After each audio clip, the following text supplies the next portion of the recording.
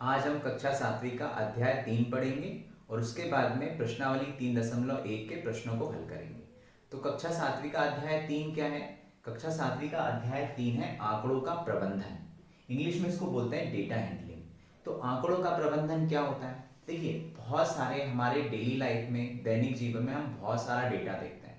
जैसे उदाहरण के लिए, जब भी आप कोई क्लास में पास होते हैं, नेक्स्ट क्लास में प्रमोट होके जाते हैं, तो आपको साल के अंत में जब आपका रिजल्ट डिक्लेयर होता है तो आपको एक मार्कशीट दी जाती है। ठीक है, आपको एक अंक सूची दी जाती है जिसमें आपके पूरे साल का रिकॉर्ड होता है। उसमें ये लिखा होता है कि आपने तिमाही में, 6 माही में और 12 माही में जो जो भी आपके टेस्ट हुए, अगर यूनिट टेस्ट हुए तो उसमें आपने किस एग्जाम में, किस टेस्ट में, किस सब्जेक्ट में कितने मार्क्स लिए, कितने मार्क्स आपको मिले। तो उसको बाकायदा ऑर्गेनाइज करके, अच्छे से प्रबंधित करके आपको दे दिया जाता है। तो आपको साल के अंत में ये देखना आसान होता है कि आपने कैसा परफॉर्म किया, पूरे साल आपकी परफॉर्मेंस क्लास में कैसी रही। ठीक है, वैसे ही सपोज अगर कोई बिजनेस करता है, किसी के पिताजी का कोई बिजनेस करते हैं, फॉर एग्जाम्पल कोई डेयरी का बिजनेस करता है। तो डेयरी का बिजनेस करता है तो वो क्या करता है, अपने पास एक डायरी होती है, उसके पास में एक अकाउंट की बुक होती है, एक डायरी होती है। उस डायरी में वो हर कस्टमर का हिसाब किताब लिखता है कि भाई इस कस्टमर को मैंने इस डेट पर इतना दूध दिया, ठीक है, इस कस्टमर को मैंने इस डेट पर इतना दूध दिया। तो हर कस्टमर का प्रत्येक दिन का, पूरे 30 दिन का, पूरे महीने का उसके पास में रिकॉर्ड होता है। जब उसे महीने के अंत में कस्टमर को बिल देना होता है, उससे पैसे लेने होते हैं, तो वो अपनी डायरी उठाता है और उस कस्टमर का देखता है कि इस कस्टमर का क्या हिसाब किताब है, और वहां से वो फिर उसका बिल बना के दे देता है। तो वो उसको बहुत ही ऑर्गेनाइज तरीके से प्रबंधित करता है, अच्छे से लिखता है, नाम वाइज, नेम वाइज लिखता है। इसके लिए उसके लिए आसान है महीने के अंत में उसका हिसाब किताब करना, प्रत्येक कस्टमर का ये निकालना कि किसको कितना दूध दिया, उसका कितना हिसाब हुआ, उसका क्या बिल हुआ, कितना अमाउंट उससे लेना है। तो डेटा हैंडलिंग एक बहुत इंपॉर्टेंट टॉपिक है। ठीक है, हम अपनी डेली लाइफ में बहुत जगह डेटा को हैंडल करेंगे। आंकड़े जो हमारे पास आंकड़े होते हैं उनको प्रबंधित करेंगे, और हम ये देखेंगे कैसे हम उनको यूज कर सकते हैं। जैसे अगर आप क्रिकेट मैच देखते हैं, तो क्रिकेट मैच आप देखते हैं तो उसमें हर टीम के खिलाड़ी का स्कोर नजर आता है। ठीक है, टेबल बनी हुई आती है, स्क्रीन पर टेबल्स बनी हुई आती हैं। कोई भी क्रिकेट मैच हो या फुटबॉल मैच हो, कोई भी अगर मैच हो तो उसमें टेबल बनी आती है। ठीक है, उसमें हमें ये लिखा रहता है कि भाई इस बैट्समैन ने इतने रन बनाए, वो अगर आउट हो गया तो किसने उसको आउट किया, किसने कैच लिया, ठीक है, उसका औसत कितना है, ये सारी चीजें, उसका एवरेज कितना है, उसका बैटिंग एवरेज कितना है, किस खिलाड़ी ने कितने रन बनाए, अगर बॉलिंग साइड है तो किस बॉलर ने कितने विकेट लिए, कितने ओवर किए, उसका औसत क्या था, उसने कितनी वाइड बॉल की, कितनी नो बॉल की। ये सारे टेबल आप टीवी में देखते हैं। ठीक है, अगर आप समाचार देखते हैं, न्यूज़ देखते हैं, तो उसमें आपको टेम्परेचर, तापमान दिखाते हैं। जब मौसम की जानकारी देते हैं तो उसमें तापमान दिखाते हैं, इस शहर का तापमान इतना है, अधिकतम तापमान इतना है, न्यूनतम तापमान इतना है। ये सारी चीज़ें आप अपने दैनिक जीवन में देखते हैं। तो यही सारा जो डेटा है, यही सारे जो आंकड़े हैं, इनको हम कैसे प्रबंधित कर सकते हैं, कैसे ऑर्गेनाइज करते हैं, ये हम इस चैप्टर में सीखेंगे। ठीक है, इस डेटा को हैंडल करना, और इसके बारे में हम कुछ चीजें सीखेंगे कि इस डेटा में हम इसको कैसे एनालाइज कर सकते हैं, इसका कैसे हम उपयोग कर सकते हैं चीजों की जानकारी पता करने में। जैसे अगर एक उदाहरण जो आपकी बुक में दिया हुआ है कि कोई एक टीचर है, ठीक है, उसमें कुछ डेटा मैं यहाँ लिख देता हूँ। ये कुछ स्टूडेंट के मार्क्स दिए हुए हैं कि उन स्टूडेंट को इंग्लिश में कितने मार्क्स मिले। तो वो ऑर्गेनाइज कैसे करेंगे डेटा को, तो उसको एक टेबल के फॉर्म में लिख लेते हैं। ठीक है, एक सारणी के रूप में लिख लेते हैं। कोई टेबल दिख रहा है, ठीक है, ये जो सारणी है इसमें उन्होंने क्या किया कि हर स्टूडेंट के जो डेटा है, ये जो नंबर्स हैं, इनको एक टेबल के फॉर्म में लिख लिया। तो पहले कॉलम में उन्होंने स्टूडेंट का रोल नंबर लिख दिया, दूसरे कॉलम में स्टूडेंट का नाम, और तीसरे कॉलम में क्या लिख दिया, उसको कितने मार्क्स मिले। ठीक है, तो एक टेबल बन गया। टेबल को हिंदी में सारणी बोलते हैं। ठीक है, सारणी का मतलब होता है टेबल। जब हम एक सारणी के रूप में डेटा को लिखते हैं तो वो डेटा ऑर्गेनाइज हो गया। अब उस टेबल के रूप में उनको देखना आसान हो गया कि भाई किस स्टूडेंट को कितने मार्क्स मिले। उन्होंने roll number wise, roll number के हिसाब से टेबल में स्टूडेंट के मार्क्स को ऑर्गेनाइज कर दिया, संगठित कर दिया। ठीक है, इसी को हम बोलते हैं ऑर्गेनाइजेशन ऑफ डेटा, आंकड़ों का संगठन। हमने आंकड़ों को एक टेबल के फॉर्म में लिख दिया, एक सारणी के रूप में लिख दिया। तो आंकड़ों को देखकर उनमें कुछ जानकारी अगर हमें चाहिए तो आसान हो गया कि भाई इस रोल नंबर को, अगर उन्हें देखना है कि इसको कितने मार्क्स मिले, किसी स्टूडेंट को देखना है या किसी रोल नंबर 10 को कितने मार्क्स मिले, तो इस टेबल में देख के वो आसानी से बता सकती हैं कि रोल नंबर 10 को कितने मार्क्स मिले, रोल नंबर 5 को कितने मार्क्स मिले। टेबल को देखना आसान है। अब सपोज अगर उन्हें अलग तरीके से ऑर्गेनाइज करना है डेटा को, किसी और तरीके से जो आंकड़े हैं उनको संगठित करना है, उन्हें ये देखना है कि सबसे कम मार्क्स कितने बच्चों को मिले या सबसे ज्यादा कितनों को मिले, फिर किसको उससे कम मिले, मतलब उन्हें अवरोही क्रम में जमाना है। ठीक है, डिक्रीजिंग ऑर्डर में अगर उन्हें जमाना है, डिसेंडिंग ऑर्डर में जमाना है नंबर के हिसाब से, तो ये टेबल में, ये जो दूसरी टेबल में उन्होंने क्या किया, इसमें रोल नंबर वाइज ना जमा के नंबर के हिसाब से उन्होंने टेबल में मार्क्स लिख दिए। मतलब सबसे ज्यादा मार्क्स किसको मिले उसका नाम सबसे पहले है, फिर उससे कम किसको मिले, फिर उससे कम किसको मिले। तो इसमें ये उनके लिए आसान हो गया। अब उन्हें ये देखना है कि सबसे ज्यादा किसको मिले, तो इस टेबल को देख के वो आसानी से बता सकती हैं कि सबसे ज्यादा इंग्लिश में मार्क्स किसको मिले, सबसे कम मार्क्स किसको मिले। इस तरीके से डेटा को हम ऑर्गेनाइज कर सकते हैं। ठीक है, तो ये होता है आंकड़ों का प्रबंधन या ऑर्गेनाइजेशन ऑफ डेटा। अब एक शब्द यूज होता है इस चैप्टर में, प्रतिनिधि मान। ठीक है, रिप्रेजेंटेटिव वैल्यू। तो देखिए ये जो पुराने इससे पहले वाले उदाहरण में जो हमने टेबल देखी वो मैंने टेबल ड्रॉ कर ली।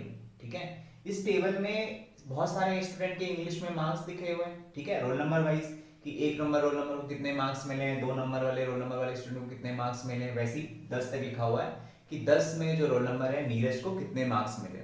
तो हमें ये सपोज इसमें जो सारे मार्क्स लिखे हुए हैं, ठीक है, जो नंबर लिखे हुए हैं वही क्या है, वो प्रतिनिधि मान है। डेटा में किसी भी डेटा की जो वैल्यू होती है, जो मान होता है, वही क्या होता है, प्रतिनिधि मान होता है। ठीक है, इसके बाद में जो सेकेंड इंपॉर्टेंट चीज है वो है मीन। ठीक है, उसका माध्य क्या होता है। तो आप पुरानी कक्षा में औसत के बारे में पढ़ चुके हैं। ठीक है, औसत क्या होता है, एवरेज क्या होता है, इसके बारे में पढ़ चुके हैं आप बहुत जगह। जैसे आप किसी भी एग्जाम में जब कोई क्लास में पास होते हैं तो आपसे कोई भी ये नहीं पूछता कि आपको किस सब्जेक्ट में कितने मार्क्स मिले, आपको ये पूछा जाता है कि आपके कितने परसेंट बने। ठीक है, आपके कितने परसेंटेज आए। तो परसेंटेज क्या होता है, एक माध्य होता है। सारे नंबरों को जोड़ने के बाद में सारे कितने विषय आपने पढ़े उससे हम भाग देते हैं तो हमें एक परसेंटेज मिलता है। तो हम सबको ये बताते हैं कि हमारे क्लास, जो भी हम क्लास पास की है हमने, उसमें हमारे कितने परसेंट बने। तो वो क्या होता है, वो होता है माध्य या मीन। उसको हम बोलते हैं अर्थमेटिक मीन।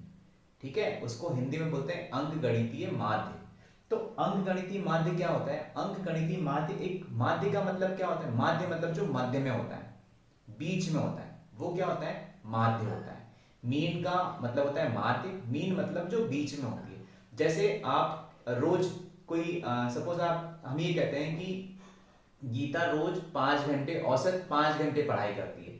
औसत 5 घंटे पढ़ाई करती है, इसका मतलब ये नहीं है कि वो रोज 5 घंटे पढ़ती है। किसी दिन वो 6 घंटे पढ़ती है, किसी दिन 4 घंटे पढ़ती है, किसी दिन 8 घंटे पढ़ती है, किसी दिन 2 घंटे भी पढ़ती है।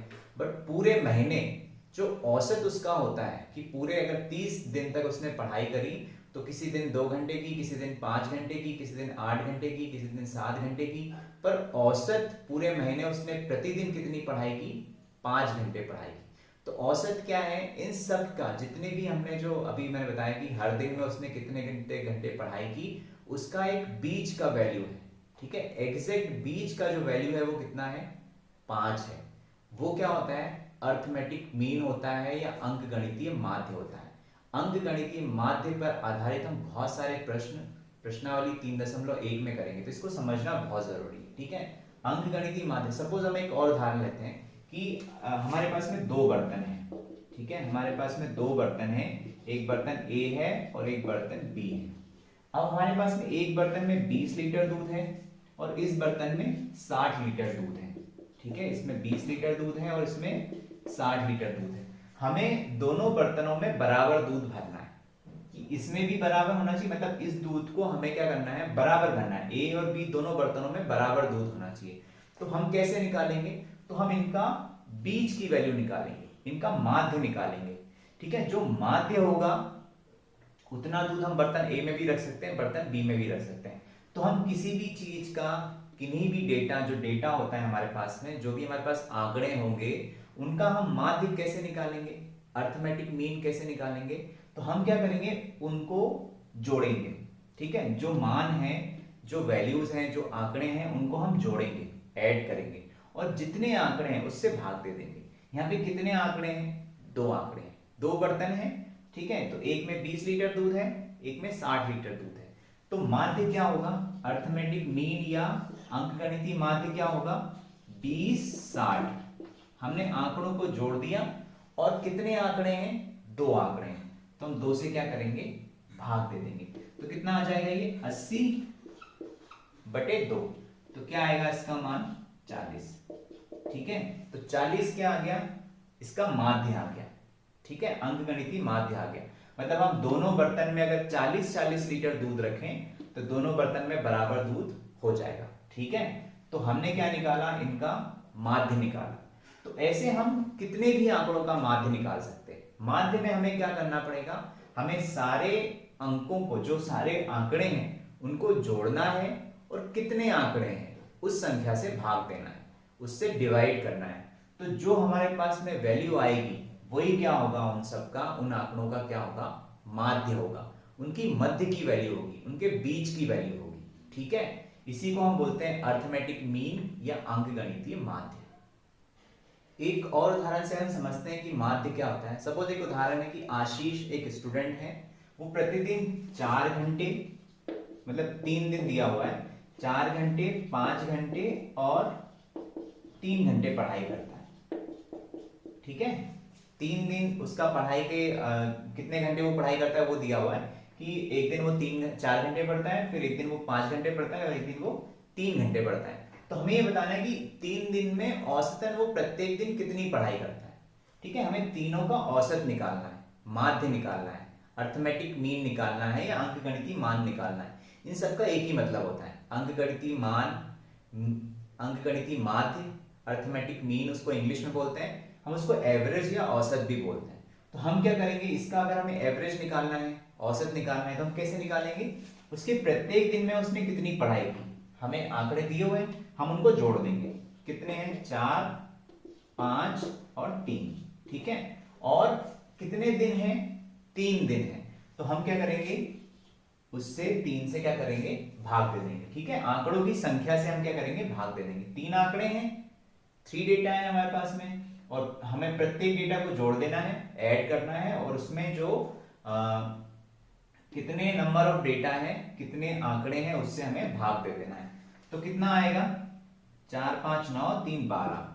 12 में 3 का भाग करेंगे तो क्या आएगा? 4। मतलब इन सब का जो मीन है, माध्य है, ठीक है, 3, 5, 4, इनका माध्य क्या है? 4 है। ठीक है, मतलब प्रत्येक दिन एवरेज या औसतन उसने कितनी पढ़ाई की? 4 घंटे पढ़ाई की। ठीक है, तो ये औसत है। इनका हमने क्या निकाल लिया? औसत निकाल लिया, माध्य निकाल लिया। ऐसे हम डेटा का क्या निकालते हैं? माध्य निकालते हैं। माध्य को हम एक और उदाहरण से समझते हैं। सपोज ये किसी, आप क्रिकेट मैच देखते होंगे, तो सपोज ये कोई बल्लेबाज है, सपोज ये विराट कोहली है। ठीक है, विराट कोहली की 6 पारियों का रन दिया हुआ है कि उसने पिछली 6 पारियों में कितने रन बनाए। ठीक है, तो हमें उसका औसत निकालना है कि पिछली 6 पारी में उसने कितने औसत रन बनाए, कि औसत क्या था, एवरेज क्या था, माध्य क्या था। तो हम कैसे निकालेंगे? उसके हम जो टोटल जो उसने रन बनाए 6 पारियों में उनको जोड़ देंगे, और पारियां कितनी है? 1, 2, 3, 4, 5, 6। इससे क्या करेंगे? भाग दे देंगे। तो क्या आएगा? माध्य क्या आएगा? माध्य या औसत क्या आएगा? रनों का औसत क्या आएगा? रन है ये। ठीक है, प्रत्येक पारी में उसने कितने रन बनाए, तो हम क्या करेंगे? इनको जोड़ देंगे।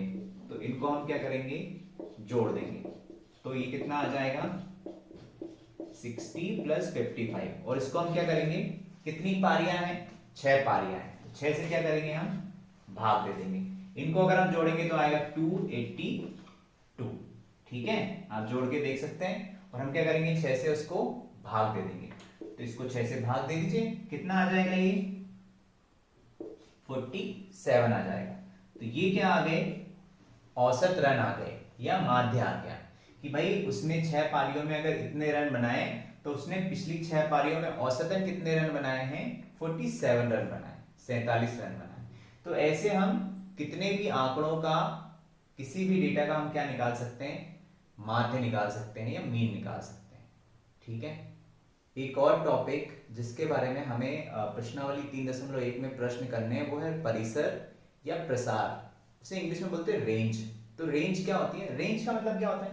जो सबसे छोटा है और जो सबसे बड़ा है उसके बीच में कितना डिफरेंस है, उनके बीच का अंतर क्या है, वो क्या होता है? रेंज होता है। मतलब हम क्या करेंगे, हमारे पास जो भी आंकड़े होंगे, जो भी डेटा होगा, उसमें सबसे छोटा डेटा देखेंगे, सबसे छोटा आंकड़ा क्या है। ठीक है, जैसे हमने उदाहरण देखा था कि इंग्लिश में किसको कितने कितने मार्क्स मिले, तो हम ये देखेंगे कि सबसे कम मार्क्स किसको मिले और सबसे ज्यादा मार्क्स किसको मिले। तो सबसे कम में से सबसे सबसे ज्यादा मार्क्स जिसको मिले उसमें से सबसे कम मार्क्स को अगर हम घटा देंगे तो हमें क्या मिल जाएगा? एक रेंज मिल जाएगी। ठीक है, तो परिसर और रेंज को समझने के लिए हम एक उदाहरण लेते हैं। ठीक है, ये सपोज एक उदाहरण है कि किसी स्कूल में जो टीचर्स हैं, 10 टीचर्स की एज दी हुई है, उनकी उम्र दी हुई है कि उनकी क्या उम्र है। ठीक है, तो हमें रेंज निकालनी है भाई किस रेंज के, किस उम्र के, किस उम्र की रेंज के वहां पर टीचर्स पढ़ा रहे हैं उस स्कूल में। तो हमें ये अलग अलग उम्र दी हुई है कि कोई 32 ईयर्स का है, 32 साल का है, कोई 41 साल का है, कोई 28 साल का है, कोई 54 साल का है, कोई 35 साल का है। ऐसे सारे जो 10 वहां पे टीचर्स हैं उनकी एज दी हुई है। तो हमें रेंज निकालना है। तो हम किसी भी डेटा में जो भी हमारे पास आंकड़े होंगे, अगर हमें उनकी रेंज निकालना है तो हम क्या करेंगे, उस आंकड़े को पहले क्रम में लगाएंगे, कोई भी क्रम में, या तो घटते क्रम में या बड़े क्रम में। मतलब हम रेंज को, जो भी डेटा दिया हुआ है उसको हम एक सीक्वेंस में लगा लेंगे। हम ऑर्डर पढ़ चुके हैं पिछली कक्षाओं में, असेंडिंग ऑर्डर, डिसेंडिंग ऑर्डर। ठीक है, अवरोही और आरोही क्रम हम पढ़ चुके हैं। तो हम डेटा को किसी क्रम में लगा लेंगे। ठीक है, सपोज हम इसको बढ़ते क्रम में लगाते हैं, आरोही क्रम में लगा लेते हैं। तो हम क्या करेंगे, सबसे पहले जो सबसे छोटी एज का टीचर है हम उसकी उम्र लिखेंगे। तो इसमें सबसे छोटा क्या है? 23 है। इसको हम आरोही क्रम में लगा रहे हैं, 23। उसके बाद में क्या आ जाएगा? 26, 54। ठीक है, क्या आएगा? 54। तो हमने ये सारे जो टीचर्स थे उनकी जो उम्र थी, जो डेटा था, उसको हमने क्या किया है? क्रम में जमा लिया। ठीक है, ये एक आरोही क्रम है, असेंडिंग ऑर्डर है। बढ़ते क्रम में हमने जमा लिया। तो हमको देखो, सबसे पहले जो सबसे यंग टीचर है, जिसकी सबसे कम उम्र है, वो हमें सबसे पहले मिल गया, और सबसे ज्यादा उम्र क्या होगी? सबसे लास्ट में आ गई। तो इसका परिसर या प्रसार क्या होगा? परिसर क्या होगा या रेंज क्या होगी इसकी? हम क्या करेंगे, सबसे जो बड़ा डेटा है, हाईएस्ट जो वैल्यू है, उसमें से हम क्या करेंगे, सबसे जो कम है, जो लोएस्ट है, उसको क्या करेंगे, उसमें से घटा देंगे। तो हमें क्या मिल जाएगी? डेटा की रेंज मिल जाएगी। ठीक है, परिसर मिल जाएगा। तो इसमें से घटा दीजिए, कितना आएगा? ये 31 आएगा। तो हम क्या कह सकते हैं कि ये जो आंकड़े हमें दिए हुए हैं इसकी रेंज क्या है? 31 है। मतलब इनके बीच में जो सबसे कम उम्र का जो टीचर है और सबसे ज्यादा उम्र का जो टीचर है, इस पूरी रेंज में ही सारे टीचर्स की उम्र है। 23 और 54 के बीच में क्या है? सारे टीचर की उम्र है। तो ऐसे हम कोई भी डेटा हो उसका क्या निकाल सकते हैं? रेंज निकाल सकते हैं या परिसर निकाल सकते हैं।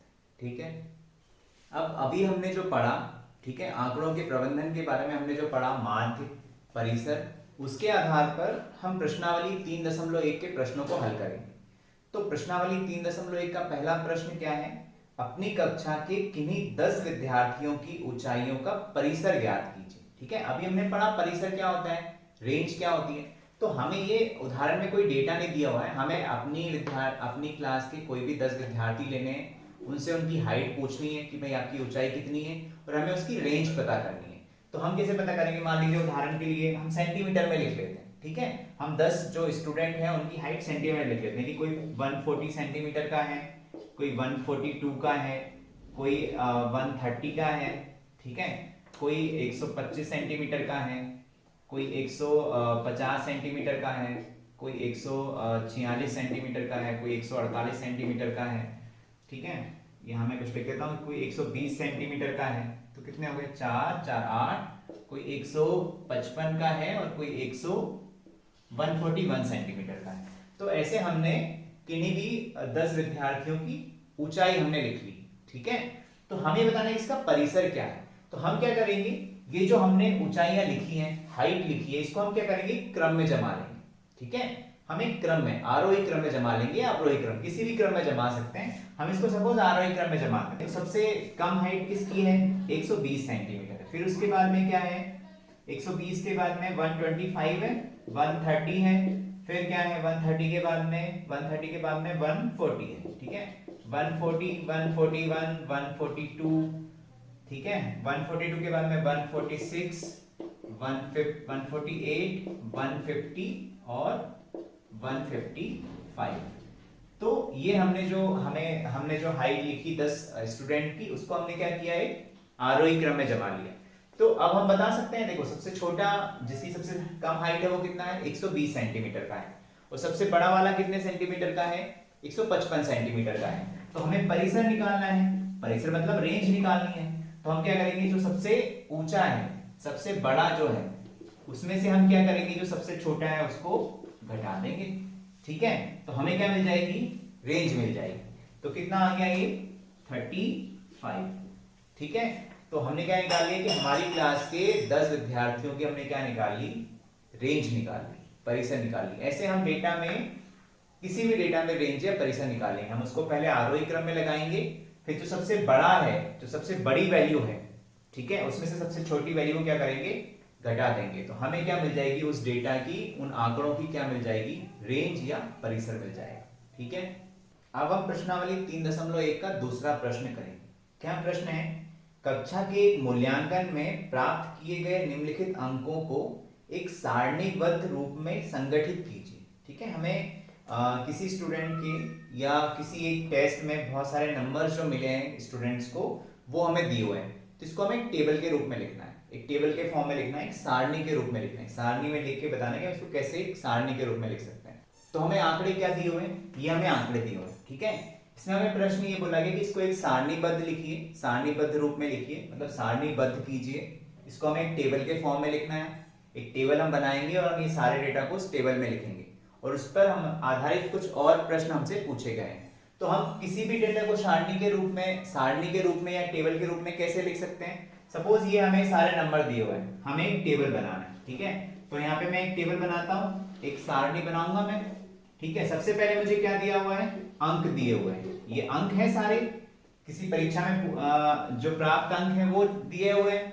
उसके बाद में जब हम किसी भी डेटा को सारणी के रूप में लिखते हैं, तो हम एक चीज का उपयोग करते हैं, ठीक है, मिलान चिन्ह, इंग्लिश में से बोलते हैं टेली बार्स। जब हमें डेटा हैंडल करना पड़ता है, जब हमारे पास डेटा होता है, बहुत सारा डेटा होता है, और उसे अगर हमें टेबल के रूप में लिखना हो तो हम इसका यूज करेंगे। ठीक है, इसको अभी हम देखेंगे कि ये क्या होता है। फिर लास्ट में हम लिखते हैं बारंबारता। ठीक है, बारंबारता को इंग्लिश में बोलते हैं फ्रीक्वेंसी। बारंबारता का मतलब क्या है, बारंबार। ठीक है, बारंबारता शब्द का मतलब है बारंबार, मतलब एक नंबर कितनी बार आ रहा है, वो क्या है, उसकी बारंबारता है। जैसे यहाँ पे 4 देखिए, एक बार है 4, 2, और कहां पे है 4, यहां पर है, 3 बार आ रहा है। ठीक है, तो 3 बार आ रहा है तो उसकी बारंबारता क्या होगी, 3 होगी। ठीक है, कोई नंबर कितनी बार उस डेटा में आ रहा है वो उसकी बारंबारता होती है या फ्रीक्वेंसी होती है। ठीक है, तो बारंबारता का मतलब है कि कितनी बार वो नंबर उस डेटा में आ रहा है। ठीक है, यहाँ पे बहुत सारे नंबर्स हैं जो बार बार रिपीट हो रहे हैं। ठीक है, जैसे 4 3 बार आ रहे हैं। ठीक है, 5 देखिए, 1 2 3 4 5 बार आ रहा है। ठीक है, तो 5 की बारंबारता क्या है, 5 है, 5 की फ्रीक्वेंसी क्या है, 5 है। तो देखिए इसमें जो सबसे छोटा नंबर है वो क्या है, 1 है, और सबसे बड़ा क्या है, 9 है। तो हम यहाँ करेंगे, क्या करेंगे, यहाँ पे 1 से 9 तक नंबर लिख लेते हैं। ठीक है, 1 से 9 तक हम यहाँ नंबर लिख लेंगे।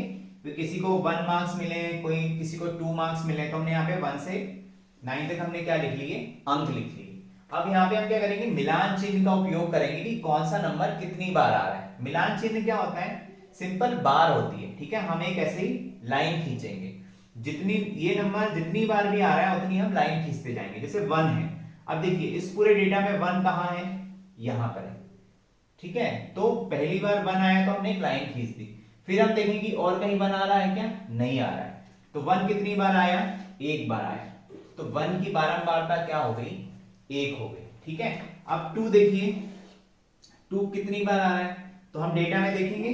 ठीक है, सबसे पहले 2 देखेंगे कहाँ है, यहाँ है, तो हम एक बार खींच देंगे। ठीक है, एक लाइन खींच देंगे। फिर उसके बाद में 2 कहाँ है, यहाँ पर है, तो उसके साइड में हम एक और लाइन खींच देंगे। फिर और कहीं 2 है क्या, नहीं है, तो कितनी हो गई इसकी बारंबारता, 2 हो गई। ठीक है, वैसे ही हम 3 देखेंगे, 1, तो हमने एक बार बना दी। ठीक है, ये जो लंबी लाइन है, खड़ी लाइन है, इसको बार बोलते हैं इंग्लिश में, ठीक है। और मिलान चिन्ह को इंग्लिश में बोलते हैं टेली बार्स, ठीक है। हम टेली कर रहे हैं, टेली किया हमने, 1 को टेली किया, एक बार आया, यहाँ पे 2 को हमने टेली किया, 2 बार आया, फिर हम 3 को टेली कर रहे हैं, तो एक और कहीं है क्या 3? नहीं है, तो 3 की बारंबारता या फ्रीक्वेंसी कितनी हो गई? 1 हो गई, ठीक है। वैसे ही हम 4 को टेली करेंगे, 1 2, पहले हम 1 एक बार टेली हमने किया तो हमने एक बार बनाई, ठीक है। फिर हम देखेंगे कितना हो गया 2, दूसरी बार बनाई, फिर और कहीं 4 है क्या? यहाँ पर तो हमने कितनी बार बनाई? 3 बार। तो हम इसको, इसकी यहाँ पे हम क्या लिख देंगे? बारंबारता या फ्रीक्वेंसी लिख देंगे। कितनी आ गई इसकी बारंबारता? 3 आ गई। वैसे ही हम 5 को टैली करेंगे, 5 1, फिर उसके बाद में 1, फिर उसके बाद में 2, फिर 5 यहाँ पर है, 3, फिर 5 कहाँ है? यहाँ है, 4, ठीक है, फिर कहाँ है? 5। तो देखिए जब भी हम मिलान चिन्ह बनाते हैं तो जो पांचवा जो मिलान चिन्ह या बार होती है हम उसको ऐसे क्रॉस करते हैं, ठीक है। क्यों? क्योंकि जब हमारे पास बहुत सारा डेटा होगा तो अगर हम लाइनों को ऐसे ही बनाते जाएंगे तो उसमें भी हमें काउंट करना पड़ेगा। तो काउंटिंग आसान हो, गिनना आसान हो, इसलिए 5-5 के ग्रुप में लिखते हैं। मिलान चिन्हों को 5-5 के ग्रुप में लिखते हैं तो हमारे लिए गिनना आसान हो जाएगा। 5 का एक ग्रुप हुआ, फिर 5 का एक और ग्रुप हो गया तो कितना हो गया? 10 हो गया। 3 ग्रुप हो गए तो कितना हो गया? 15 हो गया। 3 ग्रुप है और 3 लाइनें हैं तो 15 और 3 क्या हो गया? 18 हो गया। इस तरीके से हम मिलान चिन्ह को इस तरीके से यूज करते हैं। मतलब हर चौथी बार के बाद में एक क्रॉस बार आती है, ठीक है, एक तिरछी लाइन आएगी जो इनको काटेगी। तो ये कितना हो जाएगा? 1 2 3 4 5, ठीक है, ये 5 हो गया, ठीक है। तो इसकी फ्रीक्वेंसी या बारंबारता कितनी है? 5 है। वैसे ही आप 6 को देखिए, 6 कितनी बार आया? एक बार, एक मिलान चिन्ह हमने बनाया, फिर क्या है? 6 यहाँ पर है, 2 मिलान चिन्ह हो गए, फिर 6 कहाँ पर है? यहाँ पर है, तो 3 मिलान चिन्ह हो गए, फिर कहाँ पर है? 6 यहाँ पर है, तो कितने मिलान चिन्ह हो गए? 4, ठीक है। 1, फिर उसके बाद में 2, फिर उसके बाद में 3, फिर उसके बाद में 4, ठीक है। वैसे ही हम 7 को देखेंगे, 7 कहाँ है? यहाँ पर है, एक मिलान चिन्ह, और कहीं 7 है क्या? यहाँ पर है, तो कितने हो जाएंगे? 2। फिर हम 8 को देखेंगे, 8 देखिए, 8 कहां पर है? यहां पर है, एक मिलान चिन्ह, और कहीं है क्या 8? उसके बाद में नहीं है, तो 8 की बारंबारता क्या आई? 1 है। वैसे ही हम 9 को देखेंगे, 9 देखिए कहां पर है? यहां पर है, ठीक है। फिर उसके अलावा 9 और भी है क्या? इसके बाद में 9 है? नहीं है, तो 9 की बारंबारता क्या आ गई? 1 आ गई। तो ऐसे हमने ये जो हमें डेटा दिया हुआ था, आंकड़े दिए हुए थे, उसको हमने क्या किया? एक टेबल के फॉर्म में लिख लिया, ठीक है। अब इस पर बेस्ड कुछ और प्रश्न हमें दिए हुए हैं। अब हमसे पूछा गया कि सबसे बड़ा अंक कौन सा है, तो सबसे बड़ा अंक क्या है? 9 है। हम इस टेबल को देख के बता सकते हैं सबसे बड़ा अंक कौन सा है? 9 है। उसके बाद में सबसे छोटा अंक कौन सा है? सबसे छोटा अंक क्या है? 1 है, ठीक है। सबसे बड़ा 9 है और सबसे छोटा क्या है? 1 है। अब हमसे ये पूछा गया है कि इन आंकड़ों का परिसर निकालिए, रेंज निकालिए। तो क्या होगा? परिसर बराबर क्या हो जाएगा? सबसे बड़ा अंक क्या है? 9, और सबसे छोटा अंक क्या है? 1। सबसे बड़ा अंक 9 है और सबसे छोटा अंक क्या है? 1। ये तो बारंबारता है भाई, 1 कितनी बार आ रहा है, 2 कितनी बार आ रहा है, ये आ रहा है। अंक का मान तो ये है, तो सबसे बड़ा अंक है 9 और सबसे छोटा अंक क्या है? 1। तो इनका परिसर या रेंज क्या होगी? 9 में से हम 1 को घटा देंगे, तो क्या आ गया हमारे पास में? 8 आ गया। तो ये क्या आ गई? इसकी परिसर आ गया या रेंज आ गया। अब इसका जो चौथा प्रश्न है वो ये है कि इसका अंकगणितीय माध्य ज्ञात कीजिए, ठीक है। हमें इन नंबर्स का अंकगणितीय माध्य निकालना है। तो हम कैसे निकालेंगे? हम सारे अंकगणितीय माध्य बराबर क्या होगा? अंकगणितीय माध्य या औसत बराबर क्या होगा? ठीक है, अंकगणितीय माध्य या औसत क्या होगा? हम सारे नंबर्स को जोड़ देंगे, ठीक है। और कितने नंबर्स हैं ये? 1 2 3 4 5 6 7 8 9 10 11 12 13 14 15 16 17 18 19 20। 20 आंकड़े दिए हुए हैं, तो हम 20 से क्या करेंगे? उसको भाग दे देंगे। तो हम जोड़ देते हैं, ठीक है। इनको हम जोड़ते हैं, कितना होगा ये? हम पहले यहां लिख देते हैं 4 + 6 प्लस, तो इनको हमने जोड़ दिया तो कितना आएगा? इनको हम जोड़ेंगे तो इनको हम जोड़ के देख सकते हैं कितना आएगा? 100 आएगा, ठीक है। और 100 को हम क्या करेंगे? 20 से डिवाइड करेंगे तो 20 को अगर 100 को 20 से डिवाइड करेंगे तो कितना आ जाएगा 5 आ जाएगा। ठीक है, 20 पंजे 100 होता है, 25 जब 5 कितना होता है 100 होता है। तो इनका अंकगणितीय माध्य या अर्थमेटिक मीन कितना आ गया 5 आ गया। ठीक है, अंकगणितीय माध्य निकालने के लिए हमने क्या किया, सारे नंबरों को जोड़ दिया। ठीक है, जितना भी हमें डेटा दिया हुआ था, जो भी हमें आंकड़े दिए हुए थे, हमने सबको जोड़ दिया, ऐड कर दिया।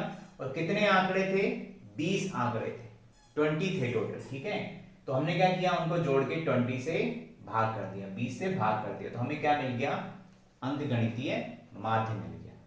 ठीक है, अब हम प्रश्नावली 3.1 का तीसरा प्रश्न करेंगे। क्या प्रश्न है, प्रथम 5 पूर्ण संख्याओं का माध्य ज्ञात कीजिए। ठीक है, तो प्रथम पूर्ण 5 संख्याओं का हमें क्या निकालना है, माध्य निकालना है, मतलब फर्स्ट 5 होल नंबर्स का हमें मीन फाइंड करना है। तो प्रथम 5 पूर्ण संख्याएं कौन कौन सी होती हैं, फर्स्ट जो पूर्ण संख्याएं कौन कौन सी होती हैं, प्रथम 5 पूर्ण संख्याएं होल नंबर्स हम पढ़ चुके हैं। ठीक है, क्या होती है प्रथम 5 पूर्ण संख्याएं या होल नंबर्स, क्या होते हैं, जो 0 से शुरू होता है। ठीक है, होल नंबर्स या पूर्ण संख्याएं 0 से शुरू होती हैं, तो प्रथम 5 कौन सी होंगी, 0 1 2 3 4। ठीक है, ये प्रथम 5 पूर्ण संख्याएं हैं, तो इनका माध्य क्या होगा, क्या होगा माध्य, हम इनको क्या करेंगे, जोड़ देंगे, 0 1 2 3 4। हमने सबको जोड़ दिया और किससे भाग करेंगे हम, 5 से। टोटल 5 संख्याएं हैं, अब आप इनको जोड़ दीजिए, कितना हो जाएगा, 3 3 6 और 4 10। 10 में हम क्या करेंगे, 5 से भाग करेंगे, तो कितना आ जाएगा, 2 आ जाएगा।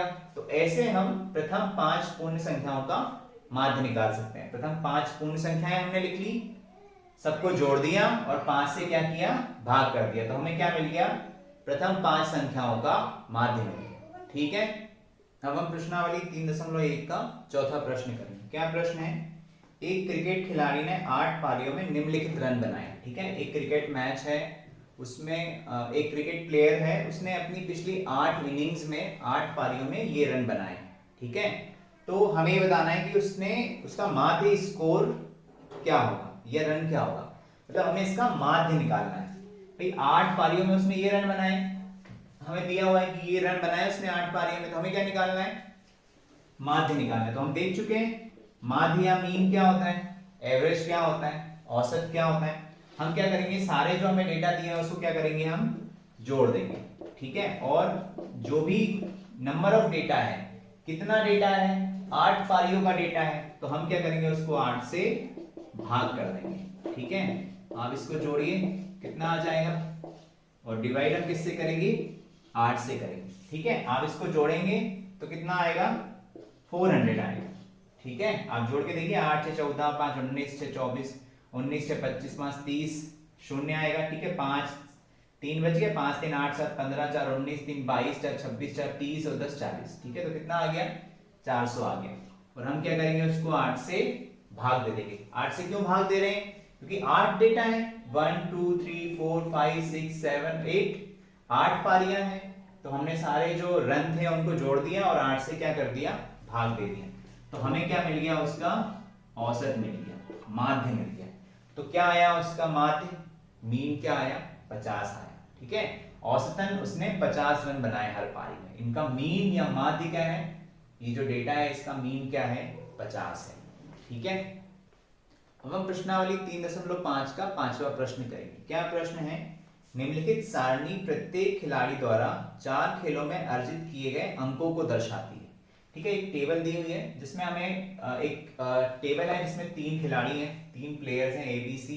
ठीक है, वो कोई 4 प्रकार के खेल खेलते हैं, उसमें उनको मार्क्स मिलते हैं, नंबर मिलते हैं। ठीक है, तो उनके अंक दिए हुए हैं कि ए, जैसे सपोज ये खिलाड़ी ए है, तो उसको खेल 1 में कितने नंबर मिले, 14 नंबर मिले, खेल 2 में कितने मिले, 16 नंबर मिले, ऐसी 3 में 10 और 4 में कितने नंबर मिले, 10 नंबर मिले। ठीक है, वैसे बी को खेल 1 में इतने मार्क्स मिले, इतने नंबर मिले, खिलाड़ी सी को कितने नंबर मिले, ये नंबर मिले। खिलाड़ी सी ने जो खेल नंबर 3 है वो नहीं खेला। ठीक है, तो हमें प्रश्न क्या पूछा गया है, पहला प्रश्न है प्रत्येक खेल में ए द्वारा अर्जित औसत अंक ज्ञात करने के लिए माध्य ज्ञात कीजिए। ठीक है, तो खिलाड़ी ए का हमें क्या निकालना है कि भाई उसने जितने भी खेल खेले, 4 खेल खेले, हमें क्या निकालना है, उनका औसत निकालना है। इसको जो जो अंक मिले उसका औसत निकालना है। तो क्या हो जाएगा, प्रश्न का पहला क्या हो जाएगा, औसत क्या हो जाएगा या माध्य क्या हो जाएगा, जो भी उसने खेल खेले उसको जो भी मार्क्स मिले, ठीक है, 14, 16, 10 और कितने मार्क्स मिले, 10 मार्क्स। और कितने खेल खेले उसने, 4 खेल खेले। आप इनको जोड़ दीजिए, कितना हो जाएगा, 30 10 40, सॉरी 30 10 40 10 50, ठीक है, 50/4।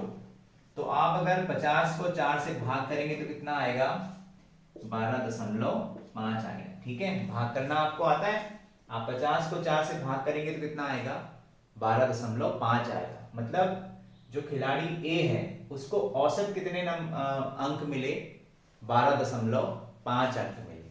ठीक है, अब इसका दूसरा प्रश्न क्या है, प्रत्येक खेल में सी द्वारा अर्जित माध्य अंक ज्ञात करने के लिए हमें ये पूछा है कि अगर प्रत्येक खेल में सी द्वारा अर्जित माध्य अंक ज्ञात करने के लिए आप कुल अंकों को 3 से भाग देंगे या 4 से, और क्यों। अब देखिए, जो सी है उसने कितने खेल खेले भाई, 1 2 3 ही खेल खेले। ये खेल तो उसने खेला ही नहीं। खेल नहीं खेलना और 0 नंबर लाना ये दोनों अलग अलग चीजें हैं। खेल खेलता और अगर 0 नंबर आते तो हम यहाँ इसको 0 मान लेते, लेकिन उसने खेल खेला ही नहीं।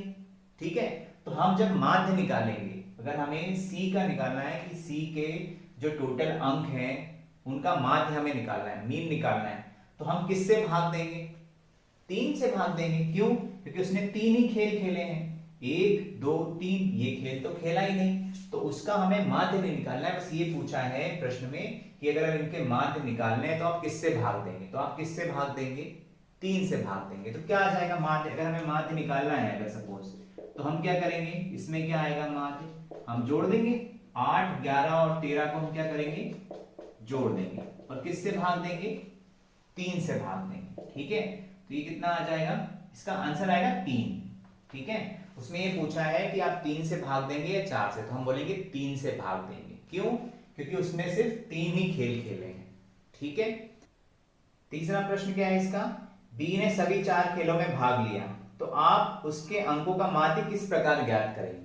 तो हम कैसे ज्ञात करेंगे भाई, हमें बी के चारों खेलों के अंक दिए हुए हैं, तो हम क्या करेंगे, इसका माध्य कैसे निकालेंगे, चारों खेलों में मार्क्स दिए हुए हैं 0 8 6 4, हम इनको सबको जोड़ देंगे और कितने खेल खेले उसने, चारों खेल खेले, इसमें उसको 0 मार्क्स मिले, बट खेल तो उसने खेला, तो हम किससे भाग देंगे, 4 से। तो कितना आ जाएगा ये 18/4।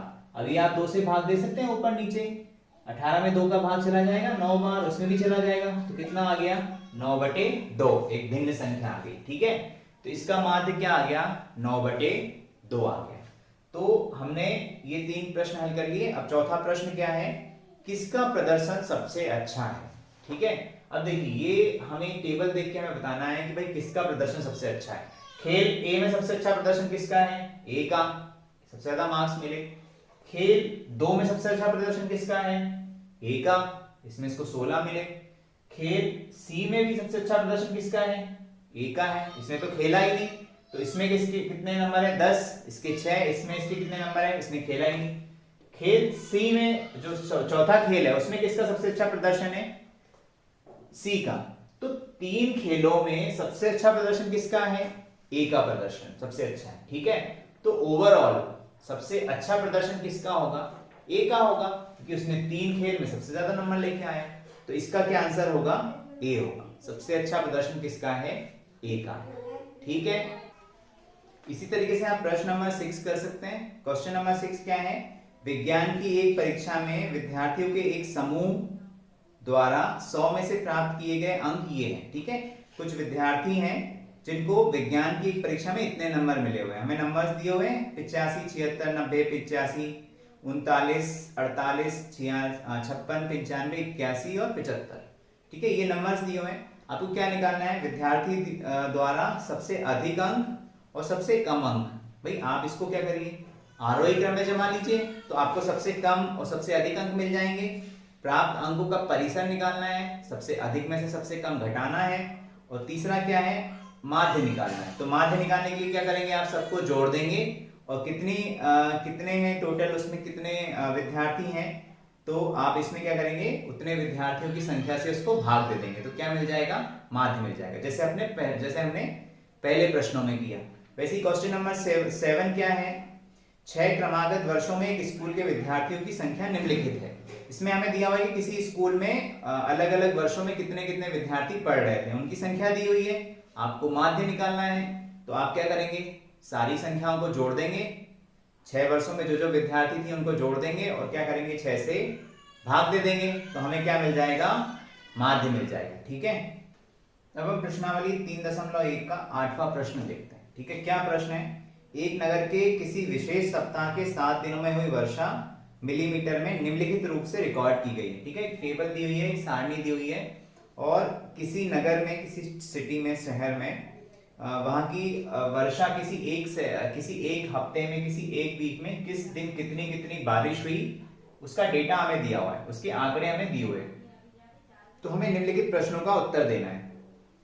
तो उसमें बताया कि उपरोक्त आंकड़ों से वर्षा का परिसर ज्ञात कीजिए। ठीक है, देखिए वर्षा मिलीमीटर में नापी जाती है, मिलीमीटर की इकाई होती है। हमें ये आंकड़े दिए हुए हैं कि भाई सोमवार को इतनी बारिश हुई, मंगलवार को इतनी हुई, बुधवार को इतनी हुई, गुरुवार को इतनी हुई, ठीक है, शुक्रवार, शनिवार, रविवार को इतनी बारिश हुई। तो हमें परिसर निकालना है, उसकी रेंज निकालनी है। तो परिसर क्या होता है भाई, बहुत ज्यादा डेटा तो है नहीं, ठीक है, 7 डेटा है, तो हम इसमें अगर बहुत ज्यादा डेटा होता तो हम क्या करते हैं, उसको आरोही या अवरोही क्रम में लगा लेते हैं। ठीक है, और सबसे बड़ा और सबसे छोटे के बीच का डिफरेंस निकालते हैं। अब यहाँ पे डेटा कम है तो हमें आरोही अवरोही क्रम में लगाने की जरूरत नहीं है। हम यहाँ पे सबसे देख लेते हैं, सबसे बड़ा क्या है 20.5 और सबसे छोटा क्या है 0.0 है। भाई सबसे कम बारिश क्या, बारिश ही नहीं हुई इस दिन, तो 0 हुई बारिश, तो क्या आ गया परिसर। अब 20.5 में से 0 घटाएंगे तो क्या आएगा, 0.5 ही आएगा। किसी भी संख्या में से अगर हम 0 घटाएंगे तो वही संख्या आ जाएगी ना। तो क्या आ गया उसका परिसर या रेंज, क्या आ गई 20.5 आ गई। दूसरा प्रश्न है, इस सप्ताह की माध्य वर्षा ज्ञात कीजिए। ठीक है, तो माध्य निकालना है, तो हम क्या करेंगे, सबको जोड़ देंगे, 0.0, 12.5 प्लस 2.1 प्लस 0.0, 20.5 प्लस 5.5 प्लस 1.0। ठीक है, तो हम दशमलव वाली संख्याएं पढ़ चुके हैं। किससे भाग करना है, 7 से। माध्य निकालना है तो 7 दिन है, तो 7 से भाग करना है। अब हम दशमलव वाली संख्याओं को पढ़ चुके हैं, तो हम इनको जोड़ेंगे, तो इनको जोड़ने पर क्या आ जाएगा, आप निकाल सकते हैं 41.3 आएगा। ठीक है, इसको हम 7 से भाग देंगे। ठीक है, तो दशमलव वाली संख्याओं को हम भाग करना भी सीख चुके हैं। ठीक है, तो हम 7 से भाग दे देंगे, तो कितना आएगा ये, इसमें कितनी बार जाएगा, 5 बार जाएगा। ठीक है, कितना बचेगा, 6 बचेगा। ठीक है, फिर कितनी बार जाएगा, 9 बार भाग जाएगा। ठीक है, तो कितना आया 59, और एक अंक के बाद में दशमलव लग जाएगा, तो कितना आ जाएगा 5.9। तो क्या आ गया, ये दूसरे प्रश्न का उत्तर आ गया। ठीक है, पहले हमने क्या निकाला, परिसर, फिर हमने क्या निकाल लिया, माध्य निकाल लिया। पूरे हफ्ते में जो हमें पूरे वीक का, पूरे सप्ताह का जो डेटा दिया हुआ था उसको हमने 7 से जोड़ के 7 से भाग दे दिया, तो हमें क्या मिल गई, सप्ताह की औसत माध्य वर्षा ज्ञात हो गई। ठीक है, हमने माध्य निकाल लिया। तीसरा प्रश्न ये है, कितने दिन वर्षा माध्य वर्षा से कम रही। तो देखिए माध्य कितना आया, 5.9 आया, तो ये पूछे कितने दिन माध्य से कम रही, तो 5.9 से कम कहाँ है, एक यहाँ पे, यहाँ तो ज्यादा है, 2, 3, 4, 5। ठीक है, ये भी 5.9 से कम है, 5.5 है, तो सिर्फ 2 दिन बारिश 5.9 से ज्यादा रही, बाकी दिन बारिश क्या रही, औसत से कम रही। तो पूरे सप्ताह में 5 दिन जो बारिश हुई वो औसत से या माध्य से कम रही, बाकी 2 दिन माध्य से ज्यादा रही। ठीक है, इस तरीके से हमने इसके सारे प्रश्नों को हल कर लिया। अब हम प्रश्नावली 3.1 का 9वां और आखिरी प्रश्न करेंगे। क्या प्रश्न है, 10 लड़कियों की ऊंचाइयां सेंटीमीटर में मापी गई और निम्नलिखित परिणाम प्राप्त हुए। ठीक है, 10 लड़कियों की ऊंचाई नापी गई और ये परिणाम मिले। डेटा हमें दिया हुआ है कि ये ऊंचाइयां हैं, तो हमें ये बताना है कि सबसे, इसमें कुछ प्रश्न दिए हुए हैं जिसके उत्तर हमें देने। सबसे लंबी लड़की की लंबाई क्या है, सबसे छोटी लड़की की लंबाई क्या है, इन आंकड़ों का परिसर क्या है, लड़कियों की माध्य ऊंचाई क्या है, लंबाई क्या है, कितनी लड़कियों की लंबाई माध्य लंबाई से अधिक है। तो तो हमें लड़कियों की लंबाई दी हुई है, तो हम क्या करेंगे, सबसे पहले इसको क्या करेंगे, आरोही क्रम में लिख लेंगे। किस में लिख लेंगे, आरोही क्रम में लिख लेंगे। ठीक है, तो आरोही क्रम में लिखने से हमें सबसे ऊंची और सबसे जो छोटी है उसकी लंबाई निकालना और परिसर निकालना आसान हो जाएगा। ठीक है, तो आरोही क्रम में लिखेंगे तो सबसे छोटा क्या है इसमें 128 है, उसके बाद में क्या है 135, सॉरी 135 से भी कम क्या है 132 है। ठीक है, 132 के बाद में क्या है 135 है, फिर क्या है 135 के बाद में देखिए 139 है, 139 के बाद में क्या है 141 है। ठीक है, उसके बाद में क्या है 141 के बाद में 143, फिर क्या है 143 के बाद में 146, फिर क्या है 146 के बाद में 149 और फिर क्या है लास्ट में 150 है और फिर क्या है 151। ठीक है, तो हो गया 3, 36, 39 और 10। ठीक है, तो 10 लड़कियां हो गई, तो हमने इनको क्या किया असेंडिंग ऑर्डर में सेट कर दिया। ठीक है, आरोही क्रम में लगा दिया। तो देखिए सबसे पहले प्रश्न का उत्तर तो हमें यही मिल गया। सबसे लंबी लड़की की लंबाई क्या है 151 सेंटीमीटर, तो पहले का आंसर क्या आ गया, सबसे लंबी लड़की की लंबाई। ठीक है, सबसे लंबी लड़की की लंबाई कितनी होगी, सबसे लंबी लड़की की लंबाई कितनी होगी, की लंबाई क्या आ गई 151 सेंटीमीटर। ठीक है, वैसे ही दूसरे प्रश्न का उत्तर क्या आ जाएगा, सबसे छोटी लड़की की लंबाई क्या हो जाएगी 128 सेंटीमीटर। ठीक है, तो दूसरे का आंसर क्या आ जाएगा 128 सेंटीमीटर। आप लिख सकते हैं सबसे छोटी लड़की की लंबाई कितनी हो जाएगी 128 सेंटीमीटर। आंकड़ों का परिसर निकालना है, तो परिसर क्या हो जाएगा, सबसे ऊंची कितनी है, सबसे ऊंची लड़की की लंबाई कितनी है 151 और सबसे छोटी कितनी है 128। इसको आप घटाएंगे तो क्या निकल जाएगा, परिसर निकल जाएगा। ठीक है, फिर उसके बाद में आपको बताना है कि लड़कियों की माध्य ऊंचाई क्या है। आपको सारी लंबाइयों को जोड़ना है। कितनी लड़कियां हैं 10 लड़कियां हैं, 10 से भाग दे देना है, तो आपको क्या मिल जाएगा, माध्य मिल जाएगा। और आखिरी प्रश्न है कितनी लड़कियों की लंबाई माध्य लंबाई से अधिक है, आपको माध्य मिल जाएगा। ठीक है, हम निकालते हैं, चलिए हम इसका माध्य निकालते हैं। तो माध्य क्या आएगा, माध्य क्या होगा, हम ऐड करते हैं, है ना, माध्य बराबर 128, 132, 135, 139, 141, 143, 146, 149, 150 और 151। ठीक है, कितनी लड़कियां हैं टोटल 10 हैं। आप जोड़ दीजिए तो कितना आ जाएगा, इनको जोड़ देंगे तो इनको जोड़ने पे आएगा 1414। ठीक है, डिवाइड बाय क्या आएगा 10। आप इनको जोड़ के देख सकते हैं। ठीक है, तो अब 10 से भाग दे रहे हैं हम। ठीक है, तो हम पढ़ चुके हैं 10 से भाग देंगे तो एक अंक के बाद में क्या लग जाएगा, दशमलव लग जाएगा। ठीक है, यहां से तो क्या आ गया 141.4 सेंटीमीटर। ठीक है, ये क्या आ गई 10 लड़कियों की माध्य ऊंचाई आ गई। अब इसका हमें चौथा जो प्रश्न पूछा है, पांचवा जो प्रश्न पूछा है, कितनी लड़कियों की लंबाई माध्य लंबाई से अधिक है। ठीक है, ये तो चौथा था, कितनी लड़कियों की लंबाई माध्य लंबाई से अधिक है। तो देखिए माध्य लंबाई क्या है 141.4, यहां आएगा 141.4।